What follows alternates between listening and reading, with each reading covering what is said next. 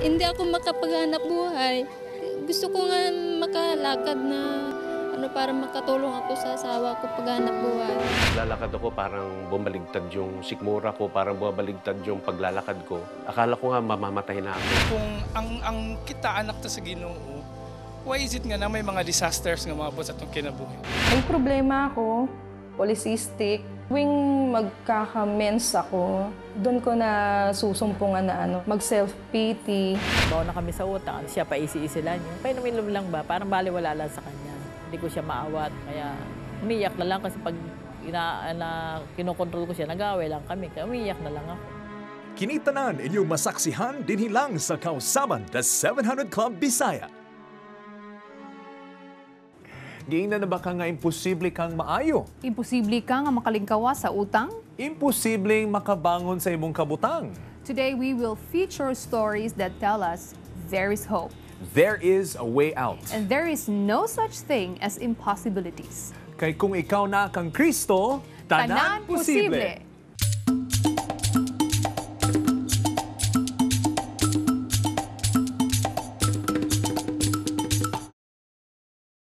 Pagkatapos kong uminom ng ilang botel na ng beer, habang naglalakad ako, parang bumaligtad yung sikmura ko, parang bumaligtad yung paglalakad ko. Akala ko nga mamamatay na ako nung gabing yon.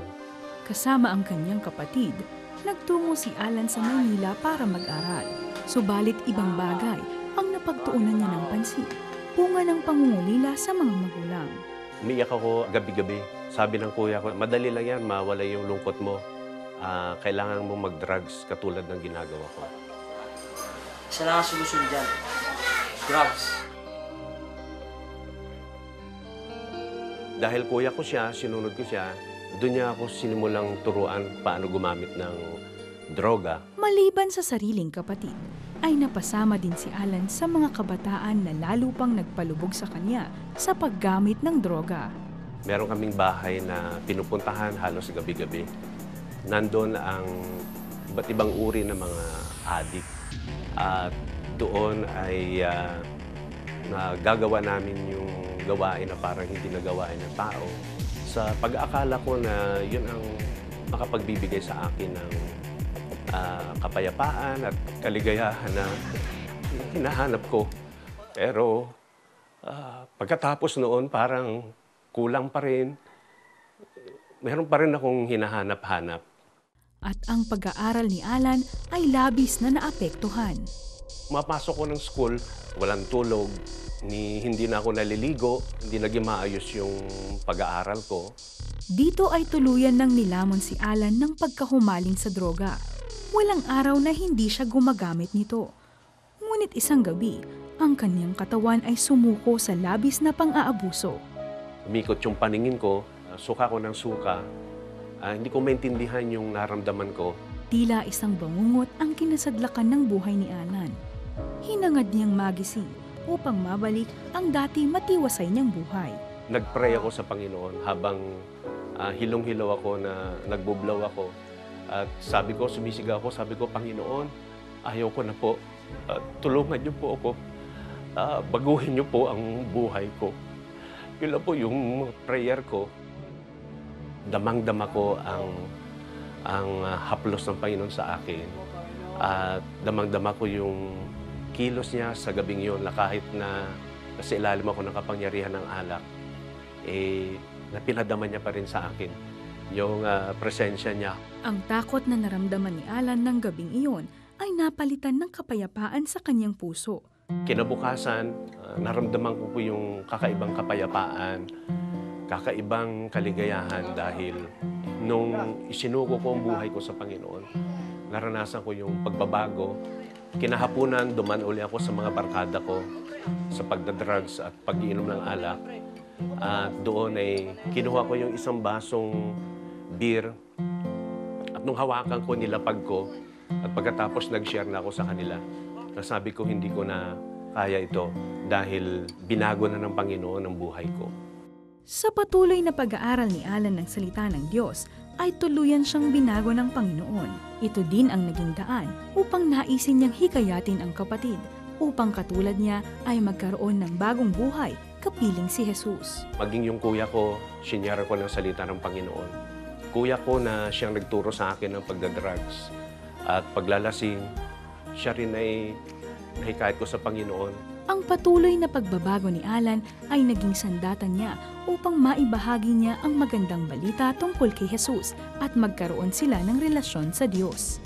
Ang prayer ko noon sa Panginoon, Lord, kung sila ay naturuan ko noon ng mga bagay ng kamunduhan, hayaan mo na sila ay maagaw ko sa kamay ng kaaway at madala ko sila sa iyo. Binalikan ko yung mga tinuruan kong mag-drugs. 4 sa kanila ay naglilingkod na rin, manggagawa na rin ng Panginoon.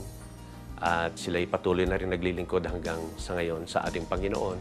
Hanggang ngayon, ang buhay ni Alan ay patotoo na si Jesus ang siyang magbibigay ng pag-asa para sa mga taong nais magbago. Ang Panginoon Jesus ay nagbabago ng buhay. Kahit gaano kasama at kalala ang buhay ng isang tao, may pag-asa sa ating Panginoon Jesucristo. May pagbabago sa Panginoon. Naapektuhan kaming mga sibilyan. Hindi kami makasaka sa bukid. Natatakot kami na baka mamatay kami sa engkwentro. Kung ang kita anak ta sa Ginoo, why is it nga na may mga disasters nga maabot sa itong kinabuhi? Hindi ako makapaghanap buhay. Gusto ko nga makalakad na para makatulong ako sa asawa ko paghanap buhay. May problema ako, polycystic. Tuwing magkaka-mens ako, doon ko na susumpungan na mag-self-pity. Bawa na kami sa utang, siya pa isi-isi lang yun. Painumin lang ba, parang baliwala lang sa kanya. Hindi ko siya maawat, kaya umiyak na lang kasi pag kinokontrol ko siya, nag-away lang kami, kaya umiyak na lang ako. Kinitanan inyong masaksihan din hilang sa Kausaban, The 700 Club Bisaya. Musunod na!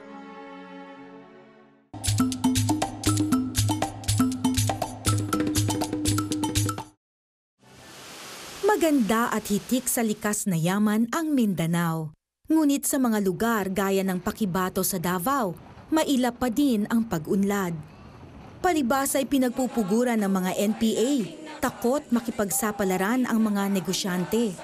Madalas ang engkwentro sa pagitan ng mga sundalo at mga komunistang rebelde.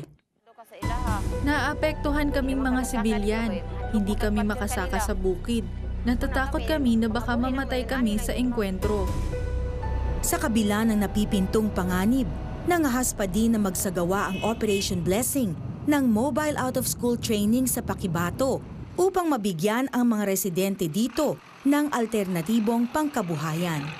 Buong tapang na nagtungo ang OB staff na si Nelia Talod sa lugar. Dito'y tinuruan niya ng dressmaking ang mga kababaihan. Hindi naging madali, lalo na sa panahong nagkakaputukan habang nagkaklase sila sa lugar ng engkwentro. Habang putukan, talagang habang tinuturuan ko sila na maggupit ng tela, parang nagagaroon ako. Tapos talagang naano ko yung takot kasi anytime kasi halimbawa may ligaw na bala, yung mga ganong na anytime pwede ka matamaan. Ngunit ang mas malaking hamon ay nang paghinalaan si Nelia ng kanyang mga estudyante na isang sundalo at espiya. Pinatunayan ni Nelia na mali ang kanilang akala at hinamon silang seryosohin ang pag-aaral ng dressmaking. Sabi ko sa kanila na sana yung pagod ko naman, yung sacrifice ko, na hindi masayang. Kasi ang layo ng family ko, tapos parang baliwala lang yung pagod ko dito. Nangihinayang ako sa kanila. Pagkaraan ng 6 na linggo, natapos ng kanyang 19 na estudyante ang kursong dressmaking. Proud na proud ang lahat, lalo na ang mga ilan na first time dumanas ng totoong graduation. Isinuot din ng mga graduates ang mga tinahing sariling likha. At hindi lang yan, marami sa kanila ay noon na lamang muling humalakhak at magsayaw matapos ang mahabang panahon ng paghihirap. Bilang gantimpala sa kanilang pagpapagal, binigyan ng Operation Blessing ang bawat graduate ng Biblia at starter kit na sewing machine. Una-una, ma'am, nagpasalamat ko sa Operation Blessing. Kung wala kayo, hindi kami matututo. Matagal ko na ring pangarap na magkaroon ng sariling makina. Ngayon lang natupad. Kahit hindi ko na makita ang butas ng karayom, nagtiyaga ako kaya masaya ako. Marunong na akong manahi. Masayang-masaya din ang isa pang graduate na si Thelma Dizon. Dahil sa bukod sa nagkaroon siya ng pangkabuhayan, ay sinagot din ng Operation Blessing ang cleft lip at cleft palate surgery ng kanyang anak. Salamat po ako sa Operation Blessing na maraming silang nagawa dito sa Pakibato. Magiging magaling na mga mananahi sila, makikita ng mga tao ano yung pagbabago at maa-attract sila. That is what community transformation is. Marami pang mga proyekto ang nais na gawin ng Operation Blessing para matulungan ang mga taga-Pakibato. They need a transportation to transport their products. So that livelihood yan eh. Pag transport mo, kikita sila, pabalik sila, may pera sila.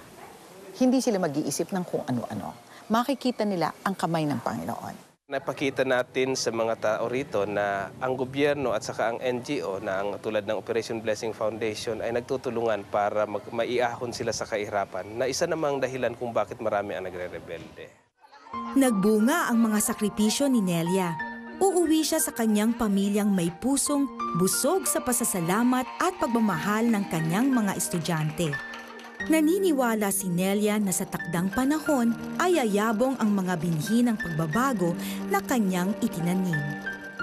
Tinud-anay gyud partner nga wala gyud imposible no. Kita ano ni mutos manang nga dugay na siya nangandoy og makina o niya nahatag niya kanang medyo halap-hanap na siya nga halos di na siya kakita sa buslot sa dagom. Ang ngayon, kakuno, makadaot og sewing machine partner, no? Sa mo tahion. But many of us, we have several needs. And the best way for us to be a blessing is to give out of our own blessing. And so, we would like to encourage all of you, atong mga suki na tigpananaw, atong mga televiewers, just like what you did for Thelma, you can bless other communities through Operation Blessing. Please, simply text or call any of the numbers that are flashed on the screen. Kanang inyong donation, dako jud kayo nagtabang sa atong mga kaigsuonan. And for mothers like Thelma in the story having free cleft lip and kanang mga cleft palate surgeries for their children, actually mga great blessings na siya. For a cleft lip surgery alone, a private hospital can charge up to mga 70 to 80,000 pesos Ives, which includes the surgeon, anesthesiologist, pediatrician, laboratories, and the room. Mahal. Mahal gid kayo, no? A cleft palate surgery requires another 80 to 90,000 pesos pag yun. Operation Blessing and its partner hospitals and doctors want to be able to do these operations for free to the poorest of the poor. So apart from its free surgical programs, Operation Blessing has also provided livelihood program to Manang Thelma and over 1,000 other Filipinos since 2009 to the present. Right now, partner, lampas na kuno sa 200 ka-graduates niini atong mobile out-of-school training. Tungod sa lain-laing mga training, nahatagan nato og kay balo ang atong mga kaigsuonan para makatrabaho sad sila o makanegosyo sad sila. Busa sa gatong gusto mo tabang sa mahimong posible, ang imposibleng pangandoy sa atong mga igsuon na kabos, palihog og contact sa among humanitarian arm, ang Operation Blessing. Daghan pang mga kinabuhing na bago sa atong pagbalik diri lang sa Kausaban The 700 Club Bisaya. Kung ang kita anak ta sa Ginoo, why is it nga na may mga disasters nga maabot sa atong kinabuhi? Hindi ako makapaghanap buhay. Gusto ko nga makalakad na para makatulong ako sa asawa ko paghanap buhay. May problema ako, polycystic. Tuwing magkaka-mens ako, doon ko na susumpungan na mag-self-pity. Bawa na kami sa utang, siya pa isi-isi lang niya. Painumin lang ba, parang baliwala lang sa kanya. Hindi ko siya maawat, kaya umiyak na lang kasi pag kinokontrol ko siya, nag-away lang kami, kaya umiyak na lang ako. Kinitanan inyong masaksihan din hilang sa Kausaban The 700 Club Bisaya. Musunod na! Hay, ang buhay. Paikot-ikot lamang. Minsan sa itaas, minsan sa ibaba. Minsan o madalas, walang-wala talaga. Buti na lang, may kaibigang makakausap. Kahit malayo ka man, pwede mo kaming tawagan. 1-800-1888 888-700. We're here for you 24/7.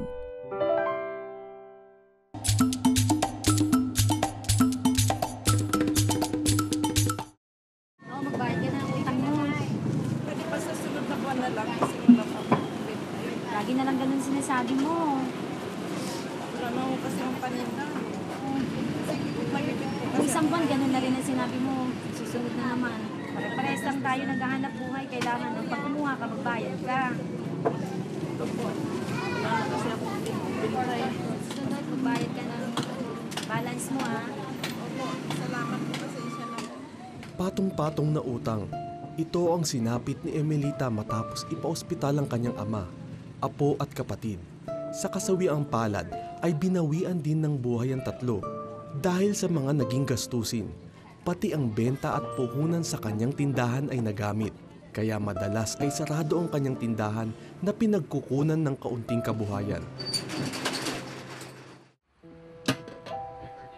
Upang may maipambayad, napilitang magretiro sa militar ang kanyang mister na si Rudy.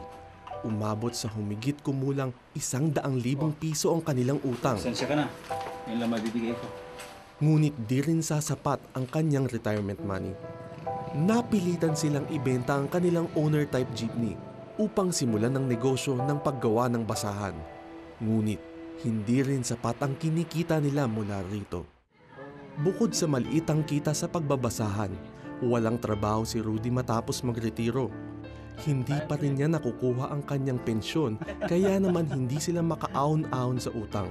Dinagdagan pa ito ng madalas na paglalasing ni Rudy. Bawa na kami sa utang, siya pa isi-isilan yung painumin lang ba, parang baliwala lang sa kanya. Hindi ko siya maawat, kaya umiyak na lang kasi pag kinokontrol ko siya, nag-aaway lang kami, kaya umiyak na lang ako. Madalas tuloy panghinaan sa kanyang pananampalataya kay Jesus si Emelita.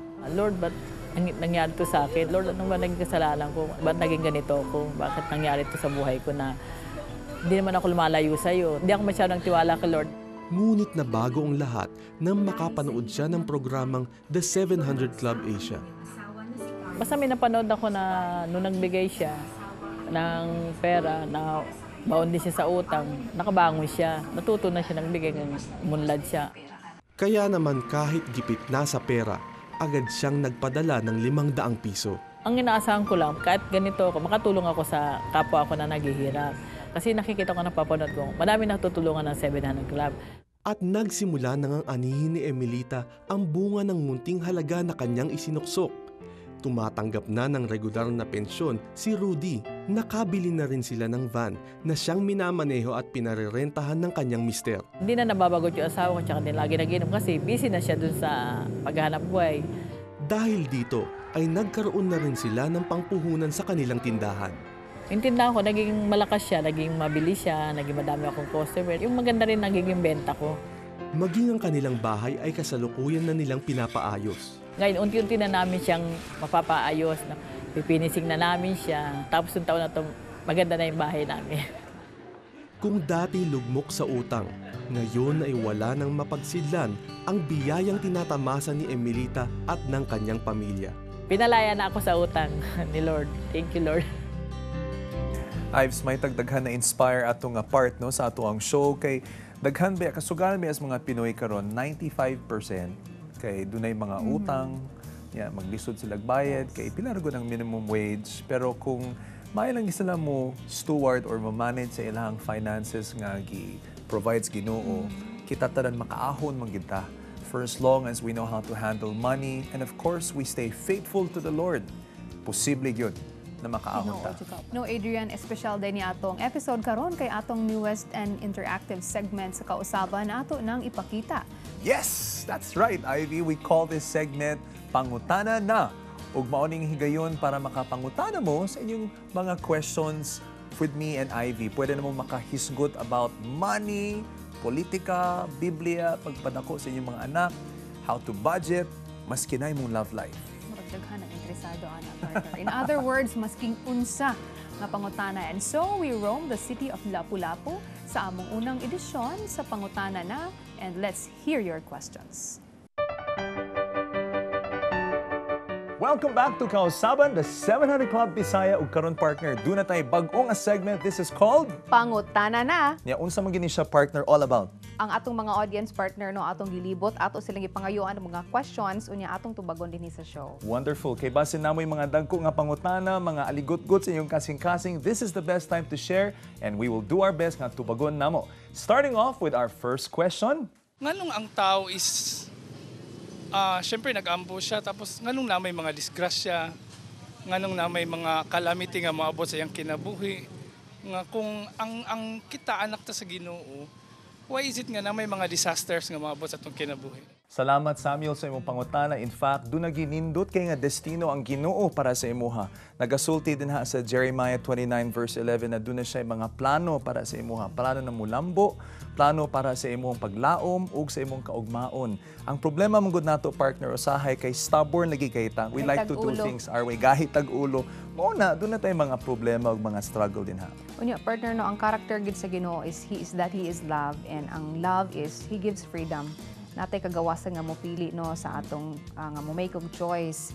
Unya kung mobuhat ang mga choices nga sayop, klaro na gyud nga ang atong destino, problema gyud ang atong atubangon no, but if we choose according to the principles nga naa sa Bible, makasigurado gyud ang atong ending maayo sad gyud. Unya sa mga problema nato partner, normal raman siguro na para mo build up ang ato ang kinaiyang atong character.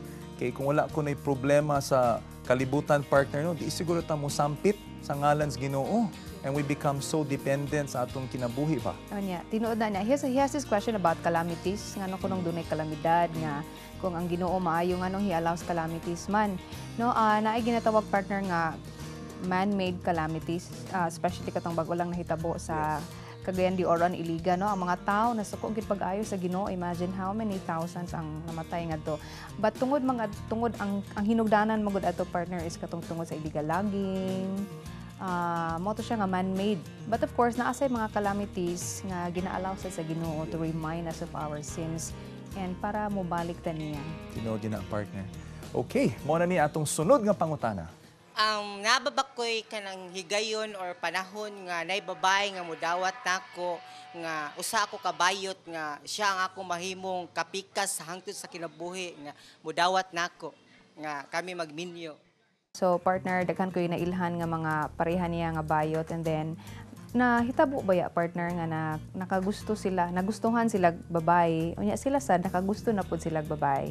So kung sa una lalaki lang ganahan na change ba ya sila nga nausab gyud. I believe partner na ang pinakaunang nga step no is for them to be aware of God's forgiveness and God's love no kay nagasulti man sa Bible na he can turn a heart of stone into a heart of flesh. So kung pahumukon sa Ginoo ang iyang kasing-kasing, maabri ang mata that he can actually be attracted to somebody else. Sama sa tinuod nga istorya sa akong amigo nga pastor, no? Nga sa una, very successful fashion designer, unya na usab ang kasing-kasing, nakaminyo siya, nahimo siyang pastor, unya dako pa jud kay ministeryo karon. So God can really do that. Unya not only that partner, basta nangutana sila nga kung mausab ng imong gender preference, mahimo sa kagpastor gyud no, you'll be called to ministry. Not exactly kung tungod kay daghan pa tay kaila karon nga sama previously ni Nelson na nagpadayon sila sa ilang career as makeup artists, fashion designers, and nindot sa dang ilang kinabuhi nga na-experience. Yeah, lahi na gyud ang ilahang lifestyle, lahi sa ilang pagtan-aw sa opposite sex. Sure. Ug mao ni ang atong sunod nga pangutana. Mao gani ang problema nga gusto tami magpakasal sa akong asawa pero wa may kwarta gyud.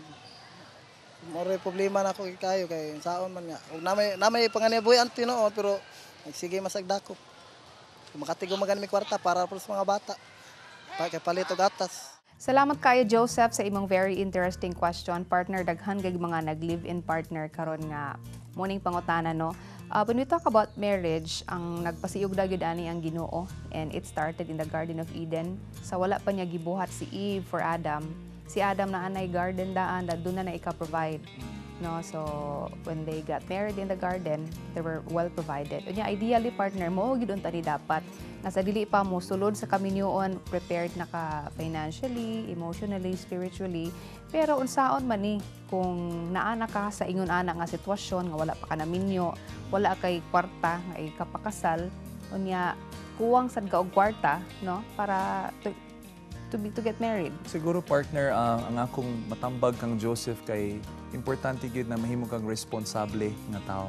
Kay kita mong mga lalaki, importante magod na mo provide ta na natay kahatag sa atong pamilya. At this level, importante gyud na masabtan gyud nimo nga ang pagminyo kay kasabutan ni siya, dili lang ni siya kontrata. And you have to find ways gyud na maka-provide jud ka. Unya naman ay pamaagi partner, di ba, na di man kinahanglang mahal or expensive ang imong kasal. Pwede man nga simple lang. Unya imo lang gigather imong pamilya kay ang importante dili lang ang adlaw para sa kasal pero ang kaminyoon gid ninyo. Kay mo man na siya ang may tabo sa inyong kinabuhi. Ang akong ikatambag niya partner is duol sa usa ka pastor and pangutana kung unsa gid ni ang kaminyoon. Unya siguro Joseph, kasabot ko kung asa gikan no kay makita nato nga once mag-istorya na ganitag kasal, musunod din na ang discussion about gasto. But based sa akong na-experience o sa akong mga nakita po, dili day kinahanglan partner nga mo gasto ka og bongga. Pwede ra ganing ang requirement sa kasal no is doon na lang kay pipila ka witness, no? That's enough. And I ingon niya nga nasabtan niya ang kaimportante sa blessing ug sa grasya nga naa nga mosulod kung maminyo ka, your relationship is blessed by God. Ang akong ikatambag nimo is unahan na pagplano kung unsaon ninyo nga ma-bless ang inyong ang inyong panag-uban. Thank you partner. Mao na ni ang next nga pangutana. Kanang kuan sa mga ginikanan. Kanang tungod ra sa akong mga itsura ba. Dili sila ganahan ako ba. Dili sila ganahan nga magtan-aw nako nga inani ko kay dili man sila ganahan nga kuan mahimog adik ko inana ba. Ganahan jud sila nga simple ra ko gud. Ya, magtinarong ko eskwela nana. Josh, nakasabot jud ko nimo kay kanang imong hitsura manggod ang imong appearance kay expression na kung unsa imong gipamati diri sa sulod no. And okay ra man na siya kay actually ang imong mga parents, the reason why ingana ilang reaction kay para nila kanang medyo lahi sad siya ba. Wa sila maanad ana, pero ang importante manggod sa imong mga parents kay makita nila na bisan ning anang imong appearance, doon nagigkausaban sa imong kinabuhi na ikaw kay nagatuo lang gihapon ka sa Ginoo, maminaw lang gihapon kanila, mo honor lang gihapon ka sa ila, maay lang gihapon ang imong pagskwela. Kung makita nila na diri day sa imong kasing-kasing kay dunay kanang lahi nga kausaban sa imong kinabuhi, I'm sure they will support you because what matters most is not the external but the heart. Maagdi ko anak partner no kay ang mga ginikanan mo ingon dayon nga sa panahon na mo sa una dili ingon ana ang among dinamitan, dili ingon ana imong buhok. Wala sa biga makeup sa una. Oo, wala mi ana. So kana nga mga linya partner, let me talk to the parents now. We cannot dili na applicable nga linya. Never tell your children that kay ang atong generation sa una, lahi na magud ang ilang generation karon. Yeah, but I have a 12-year-old daughter nga mo pakita na sa iyang own preference sa panamit. So naana siya freedom, murag naana siya ganahan buhaton sa iyang kuan niya. Although maka-input lang ko, muhatag lang kog suggestion niya. Kasi for example no nga ko anak dili man magbuhok-buhok yun adto. Pero since she's a growing teenager, ako siyang giyahan nga the way she dresses should be modest in such a way nga dili laway ang pagtan-aw sa mga tao niya. And I explained to her why nga kung mag-dress ka og too short, basin og makakos no nga ang uban mga lalaki magtan-aw niya in a negative way nana. So I explained to her as a mother nganong inana akong why I'm telling her to dress that way. So, siguro ang parents, instead of condemning your children, nga ayaw anak, kay pangit kayo, mura kag addict, try to understand them. Kaya naman nila expression as what you've said. Kinahanglan nila express ang ilahang pagka-creative. Try to talk to your children, no, kung unsa ilang gusto sa kinabuhi, pangatan nimo kung unsa ilang gipangbati, nganong ganahan sila ani. Unya partner nag-iyon maguna sa Bible no nga children obey your parents in the Lord for this is right. Mga bata, mga anak, tumana gid ninyo ang inyong ginikanan. Pero wala na nahuman diha partner ang command. Nasay command para sa mga ginikanan. Nag-ingon nga parents do not exasperate your children, or sa Binisaya pa, mga ginikanan ayaw ninyo hatagig rason nga masuko ang inyong mga anak ninyo. Tungod kay kung mabuhat na nimo ang inyong mga anak, dili gyud na maminaw. So para ang inyong relationship mo work gyud siya, kinahanglan nga tudluan nato atong mga anak in such a way nga ma-appreciate nila, malipay, dili sila masuko. Because when they feel nga maayo ang imong intention, they will naturally respond to you in obedience. Salamat kayo sa tanan mga pangutana sa atong mga televiewers. Unya partner, I'm sure daghan pa kay pangutana ang mga tao din ha. So how will they reach us, partner? Pwede sila partner nga mobisita sa atong Kausaban Facebook page. All you have to do is i-post diha ang inyong mga questions, o pwede sad mo nga mag-text, no? Just make sure nga sa inyong text ibutangan ninyo og pangutana na para masayod mi nga this is for this segment. Unya i-text sa mga numbers nga naka-flash karon sa inyong mga screen. Unya pwede sad silang motawag, partner. Yes. Pwede sa sila mutawag sa ato ang toll-free number na 1-800-1888-8700. Doon na tayo available na counselors on standby 24/7. Busa ay napagduha-duha. Pangutana na!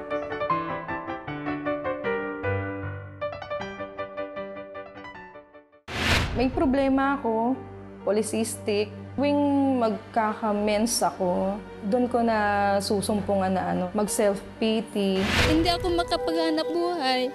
Gusto ko nga makalakad na para makatulong ako sa asawa ko paghanap buhay. Kinitanan inyong masaksihan din hilang sa Kausaban, The 700 Club Bisaya. Musunod na! Maayong balita! Open na ang among counseling center sa Jansan. Ang atong mga Visayan counselors andam ng moalagad og mga muyo kaninyo. Tawag na sa numero 083-552-1356, 083-552-1358. O mag-text sa among smart number 0947-606-8060, Globe number 0915-225-3234, 0923-454-1662. Prayer request man kini o praise report, andam permi maminaw kaninyo. Busa, tawag na!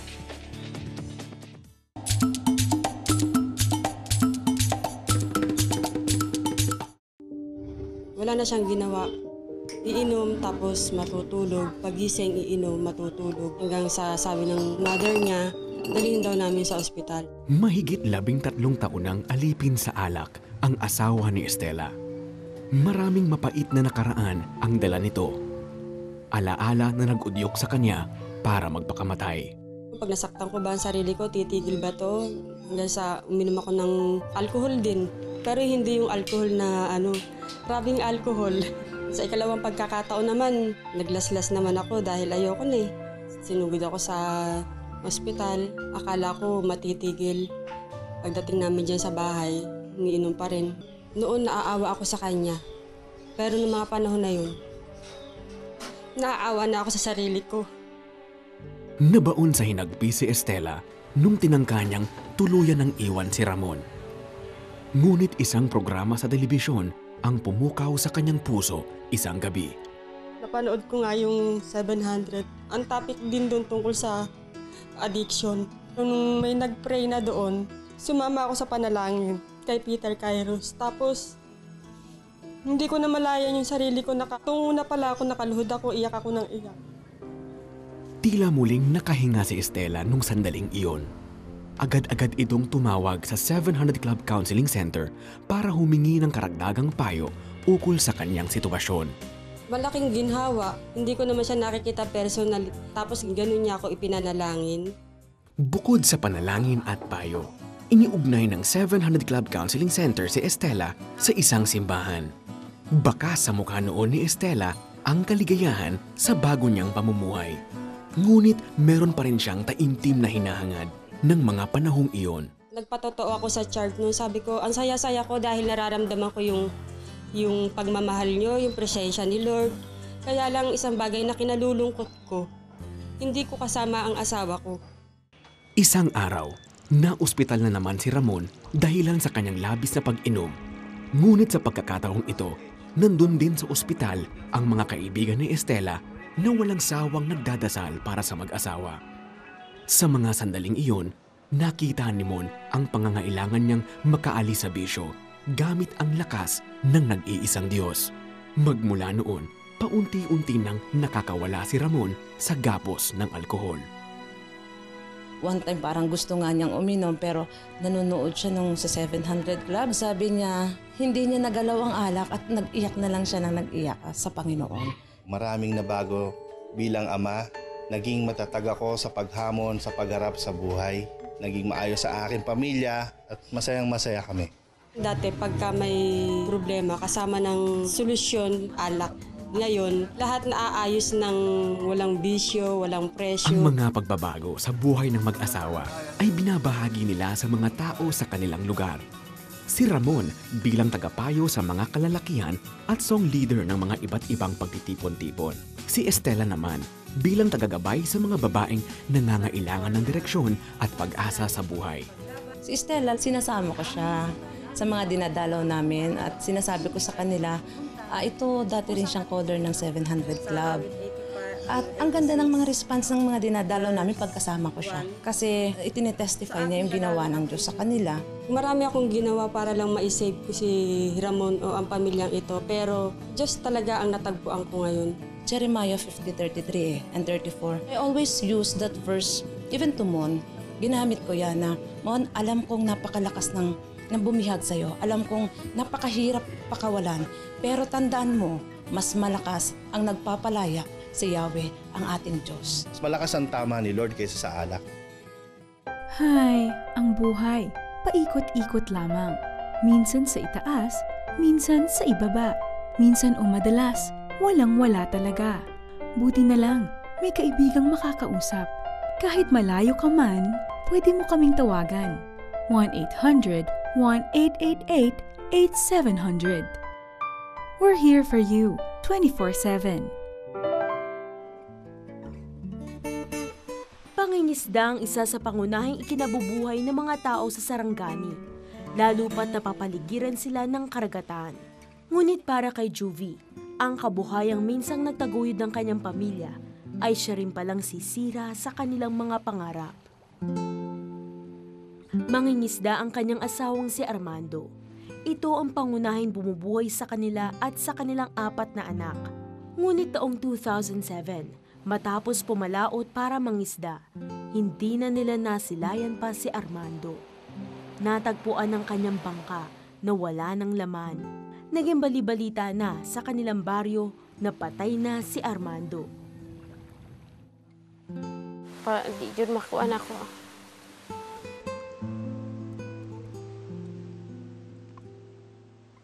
Purti yung gulan ako ato kay sa kuha ka ng lisod jud gaay para sa kong anak nga upat. Nagsaon ako nila pagbuhi.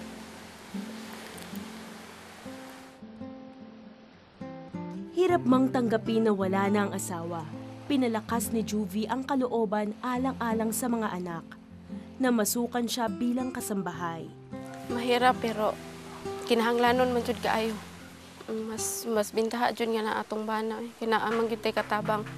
Ngunit hindi sapat ang kinikita niyang 1,500 pesos kada buwan.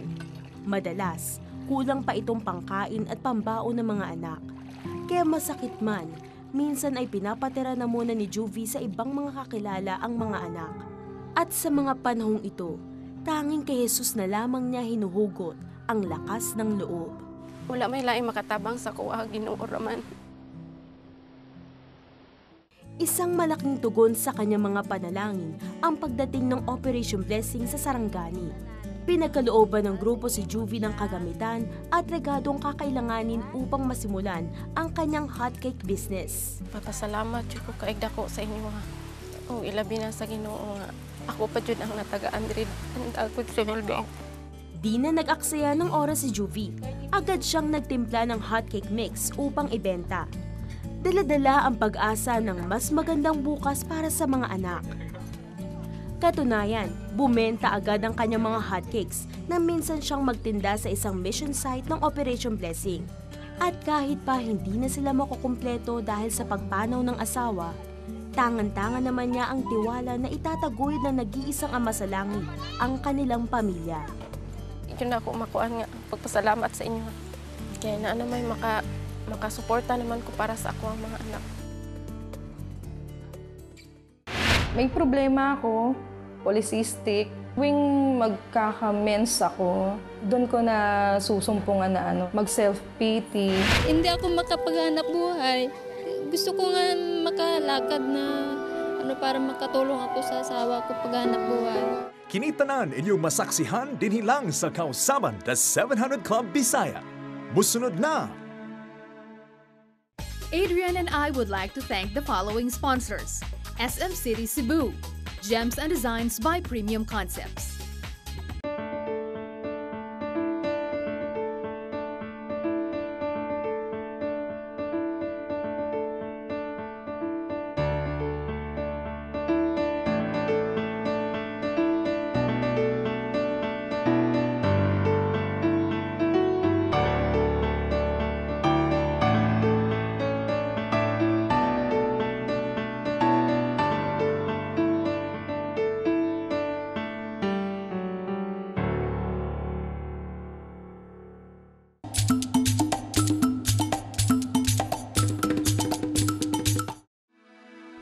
Anyos na ng mag-asawa si Jocelyn at Robert. Kaya naman, puspusan rin ang kanilang pagsusumikap na magkaroon na ng anak. Excited pa kami tapos marami kaming pangarap. Siyempre kasama doon yung pagbuo ng pamilya. Gusto nga sana namin mas marami, mas okay. Ngunit di naging madali sa kanila ang pagbuo ng anak. May problema ako, polycystic. Ibig sabihin nun, hindi madalas yung pangingitlog ko as female.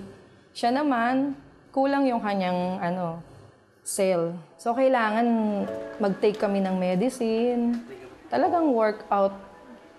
Yun ang dapat na gawin.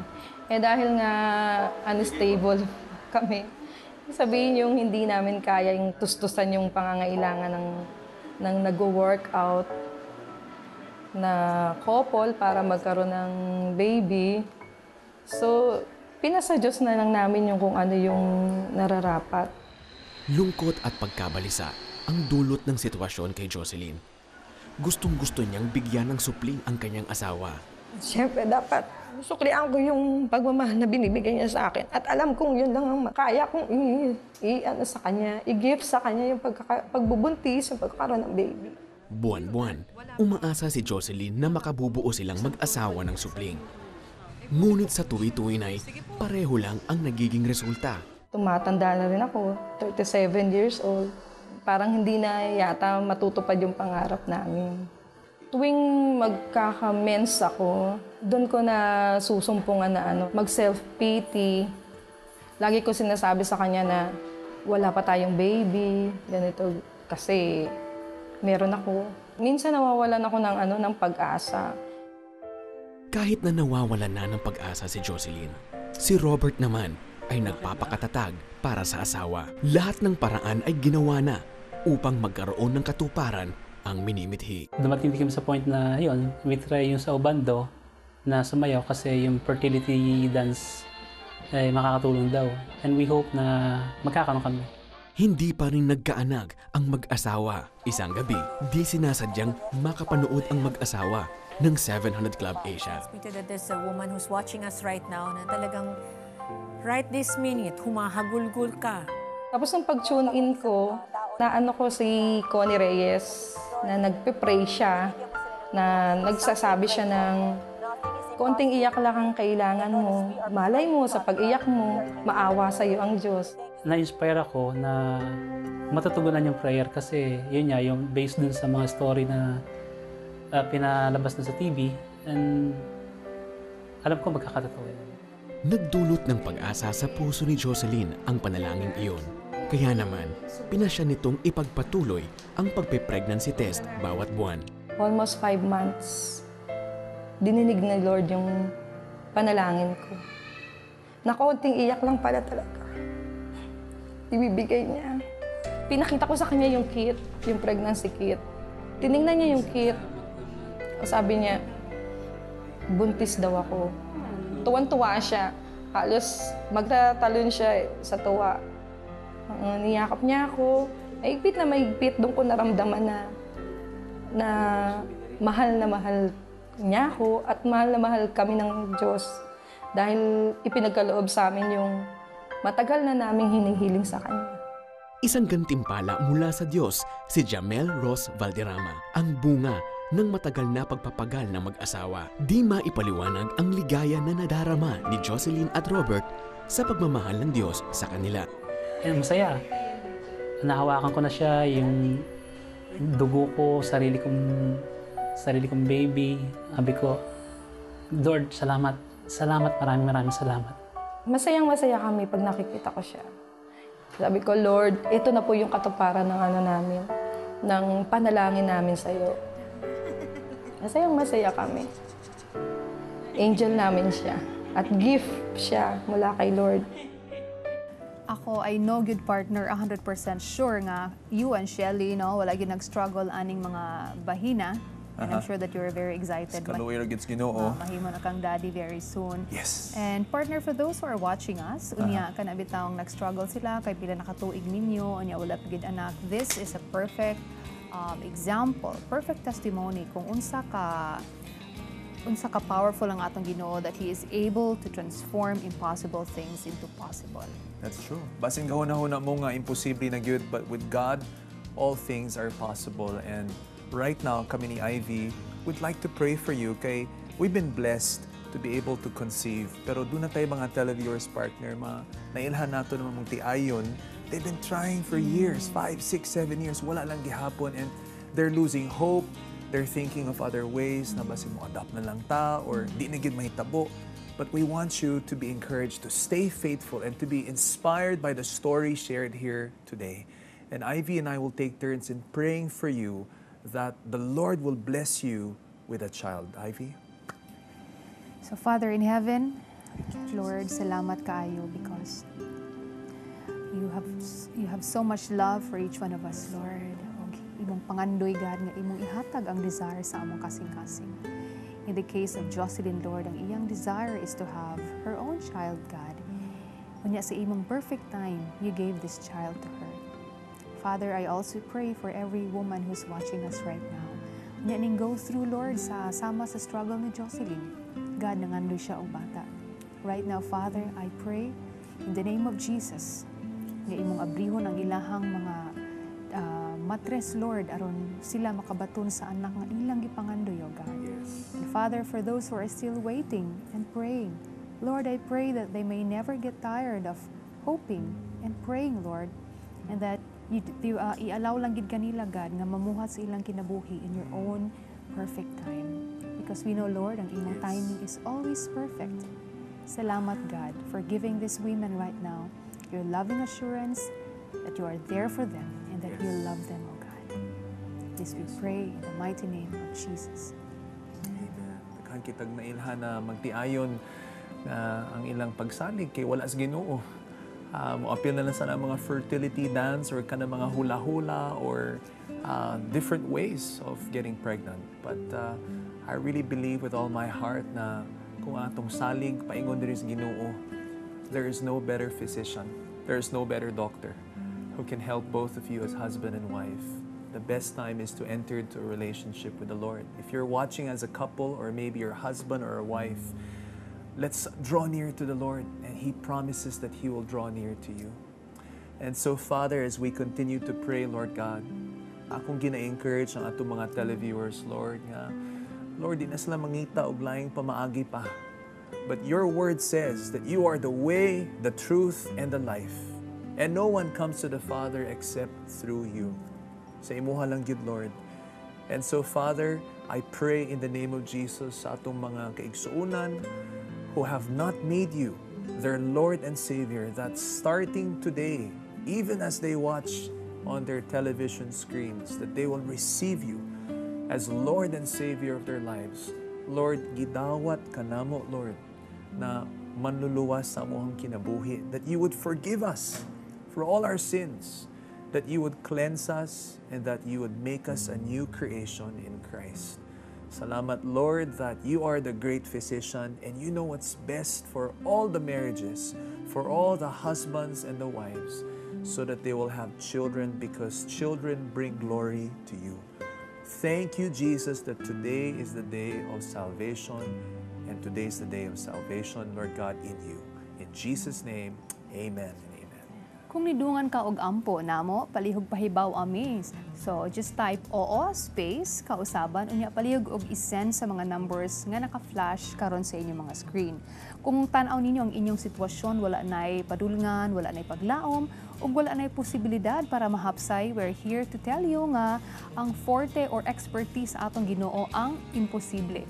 Giingon dito sa Matthew 19:26, with people this is impossible, but with God all things are possible. So if you're like Jocelyn, who is faced with a difficult, impossible situation, no? Talk to any of our counselors by dialing the numbers that are flashed on your screens. Ang among mga counselors are trained and they will be here, mabagyaman o mubaha. 24/7 na sila mga higala. They will make sure to point you to Jesus, the Lord of all possibilities. Unya usa pa ka imposible nga kahimtang nga nahimong posible. Kini ang istorya ni Alma sa pagbalik sa kausaban. Kung nidungan kamo sa among pag-ampo ug inyong gidawat si Jesus na Ginoo ug manunubos sa inyong kinabuhi, balitai kami. Mag-text oo space kausaban ug isend sa among smart number 0947-606-8060, Globe number 0915-225-3234 ug sa Sun number 0923-428-2915. Hindi ako makapaghanap buhay. Gusto ko nga makalakad na para makatulong ako sa asawa ko paghanap buhay. Musunod na! Una pa napakaon sa Operation Blessing ang 5,500 kapin nga tawo biktima og bagyong Frank sa Aklan o nakadawat og maanindot na paghiyom gikan kankoni ang mga bata sa lagyo na barangay sa Davao. Una pa miagos ang limpyo nga tubig sa poso ngadto sa mga Dumaga tribe sa Montalban. O gitugyan sa atong mga kaigsuunan ang ilahang kinabuhi kay Jesus. Ay hapa madad-an ang bisan kinsa.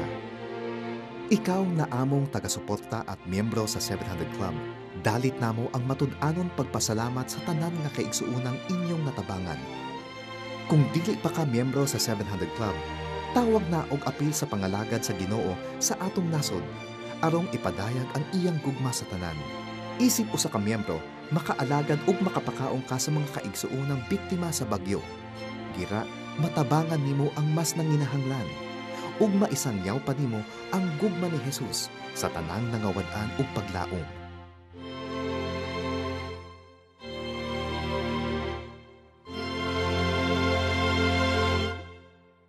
Ngayon, maaari nyo nang ipadala ang inyong donasyon at membership contributions sa 700 Club Asia gamit ang M. Luwilier Kwarta Padala. Pumunta lamang sa pinakamalapit na M. Luwilier branch sa inyong lugar. Mag-fill out ng customer's information sheet at isulat ang mga sumusunod. Amount o halaga ng donasyon, sender's name o buong pangalan, complete address, contact numbers, purpose of transaction, halimbawa, pledge, receiver's name, halimbawa, 700 Club, message o karagdagang mensahe, signature o lagda. Siguraduhin lang na isulat ang buong address at contact number para maipadala namin sa inyo ang resibo ng inyong donasyon. Ibigay sa counter ang form kasama ang inyong donasyon at hintayin ang kopya ng inyong transaksyon. Napakadali lang, di ba? At libre pa ang pagpapadala. Kaya't mag-donate na!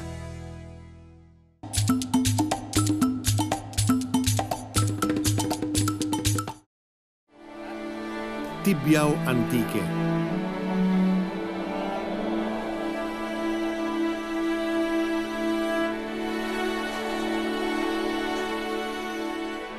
Kamakailan ay dumalaw dito ang Operation Blessing.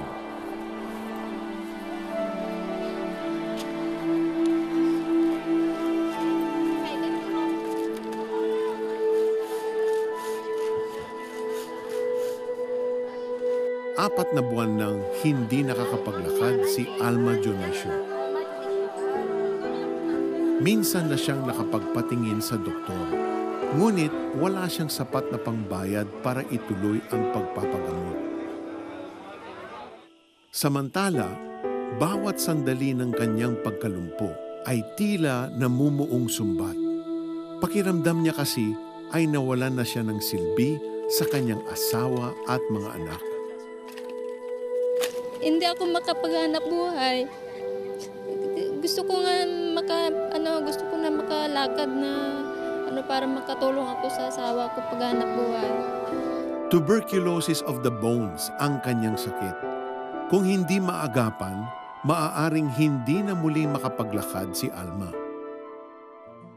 Pero sa tulong ng Operation Blessing at ang pamahalaang lokal ng Tibiao, libreng makapagpapagamot si Alma.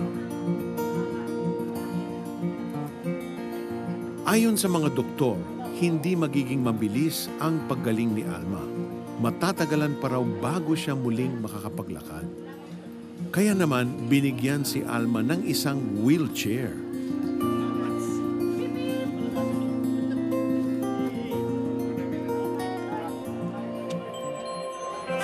Hindi lang sa pisikal na katawan nagkakasakit ang tao.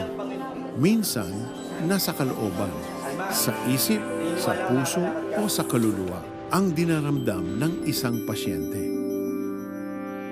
Sa counseling center ng Medical Mission, nagaganap ang mga paggaling na walang doktor ang makakagawa, kundi ang Diyos lamang.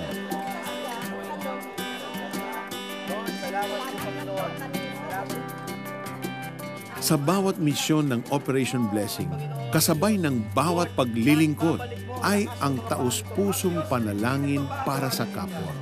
At sa bawat taimtim na hiling ay ang di matatawarang pagtugon ng mapagmahal at makapangyarihan nating Diyos.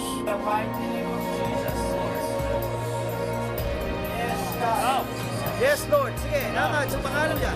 Hallelujah, hallelujah. Oh, Lord, Panginoon. Yes, in the mighty name of Jesus. Ngayon, dahil sa kapangyarihan ng Diyos, nakakapaglakad na muli si Alma at patuloy ang kanyang pagpapagaling tungo sa lubos na kaginhawaan. Nagpapasalamat ako sa Lord. Maraming salamat po, Lord. Marami pong salamat. Sa 4 months na hindi makalakad si Mrs., nakita ko kadyang okay na siya. Nagpapasalamat ko ako kay Lord. Ang mga milagro na nahitabo sa una, pwede sa da mahitabo karon. Kumusaling lang kita sa Ginoo, we trust Him with all our hearts, not leaning on our own understanding. All things are possible. Di ba, partner? Correct ka dyan, partner. Ang milagro, posible pagyod karong panahon na. Before we close, we'd like to leave you with this verse from Jeremiah 32:17. Kung sa binisaya pa kini magaingon, ang Ginoong Jehova ani akaron ikaw nagbuhat sa langit ug sa yuta, pinaagi sa imong dakong gahom ug pinaagi sa tinuyod nga mga kamot ug walay bisan unsa nga maglisod alang kanimo. And from the New American Standard Bible, the same verse reads, Lord God, behold, you have made the heavens and the earth by your great power and by your outstretched arm. Nothing is too difficult for you. Indeed, nothing is too difficult for our all-powerful, all-loving God. Walay lisod sa iya. Walay bugat para sa iya. Walay imposible tungod kay diha kang Jesus, tanan posible. Mga igala namong Bisaya, narito na ang kausaban na 700 Club Bisaya. Kita na pong mga Bisaya karon ang bida. Mapapanood tuwing Sabado sa Cebu, Dumaguete, Iloilo, Bacolod, Davao, Tagum, General Santos at Zamboanga. Tutok na and be inspired every week dahil posible ang kausaban.